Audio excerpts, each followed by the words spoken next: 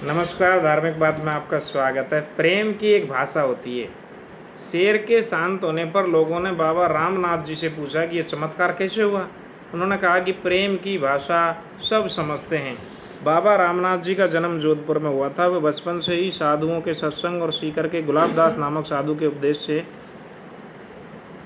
संसार के को आसार समझकर परमार्थ चिंतन में लग गए। 15 वर्ष की आयु से ही उन्होंने एकांत में रहते हुए भगवान के नाम का जाप प्रारंभ कर दिया। अनेक वर्षों तक जंगल में रह रहकर दिन रात जप में लगे रहे। जंगल में ही जो कुछ मिल जाता उसे खाकर रह जाते। कुछ वर्ष बाद एक स्थान से दूसरे स्थान पर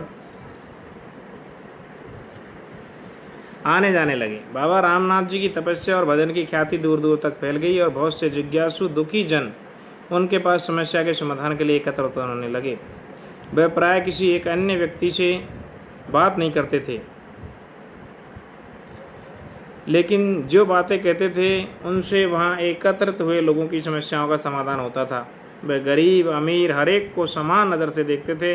बाबा रामनाथ जी कभी एक स्थान पर नहीं रहते थे, एक दिन बाद दूसरे गांव में चले जाते थे। एक बार रामनिवास बाग के पास एक शेर पिंजरे में बंद था। रात में बड़ा शोर मचाता था।